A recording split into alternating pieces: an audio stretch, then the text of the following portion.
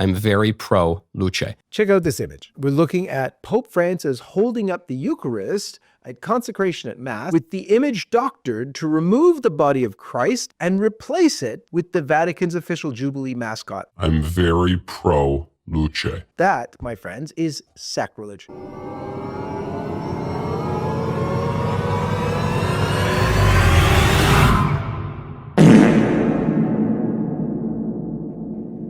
One of the other arguments against this cartoon is that the artist has issues. Apparently the artist who created this cartoon is gay! Has all sorts of kind of weird designs that are gay! Aberrant and deviant, and sure. However, I would say in response to that, Caravaggio, one of the greatest painters of all time, he had some issues too. I think he murdered a guy, and did all sorts of weird stuff. And so the artists have issues often. Doesn't necessarily diminish the art. And it stems from the Vatican's choice of mascot designer Simone Lengo, whose anti-Catholic record was plain for all to see before he was selected for this role. I'm very pro-Luce.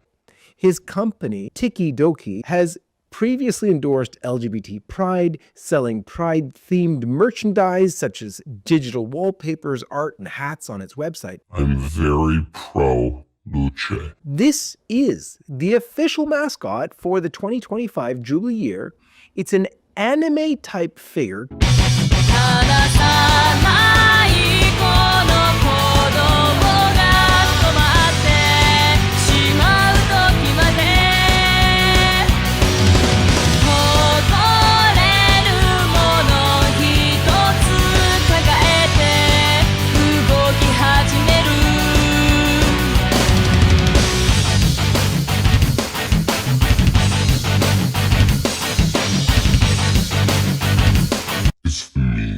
Already a controversial mascot, into every sort of sacrilegious and irreverent and all of that you can imagine. Everything from Freemasonic symbolism to bizarre transhumanist mock-ups. And honestly, the Vatican has no one but itself to blame.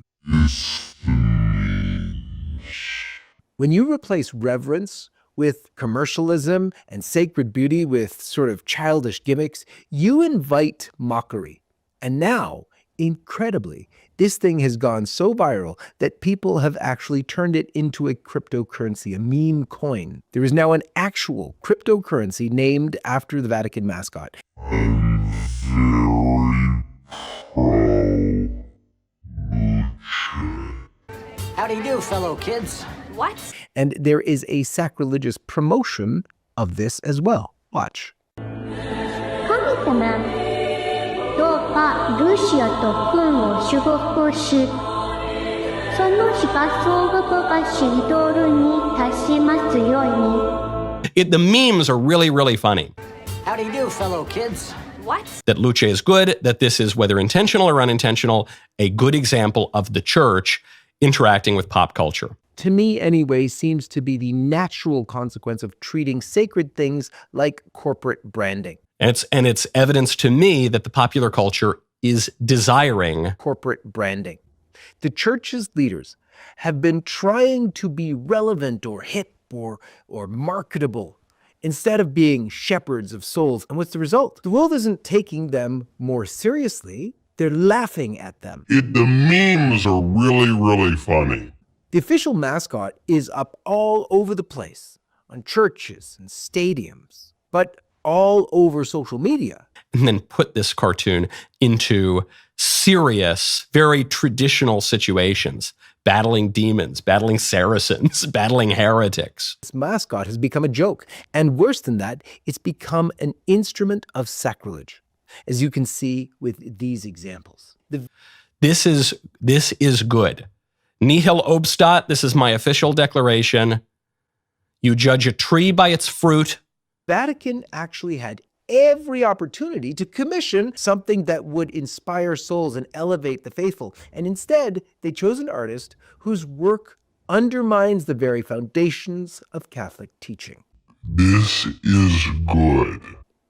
And now the faithful are left to watch as the Jubilee mascot is twisted into a tool for internet mockery. All the while, its creator continues to push an agenda at odds with church teaching. All the while, its creator continues to push an agenda at odds with church teaching.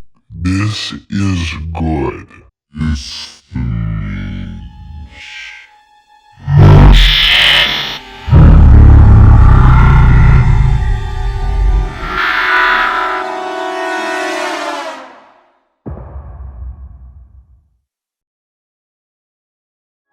And we're not talking about those who carry the cross of an affliction that none of us really can even comprehend. I'm talking about the group here who is celebrating how good a year they had in 2024 in the church, New Ways Ministry, who has this headline. We're going to modify it a bit. The best Catholic James Martin multi-letter acronym news stories of 2024. The banner year for them. They got everything they wanted, just about. We need you to change church teaching, but the groundwork was laid for that. Because remember, the Synod on Synodality was about process, including moral and doctrinal matters being discussed and decisions made about them to include the laity. And the laity, all research shows, all the data shows that the laity in the Catholic Church today, typical regular Mass attendee, actually disagrees with the Church and its teachings on the morality of the James Martin question. Honorable mention to the Outreach 2024 conference in Washington, D.C. Outreach is James Martin's organization, and they pair up with New Ways Ministry all the time. And the other one is the official mascot of Jubilee 2025, Luce has blue hair, and of course, lets you know what kind of language they want to use when talking about them. And Luce has friends that are all of the James Martin crowd. For those of you defending Luce, you might want to take note of that. Luce has the seal of approval.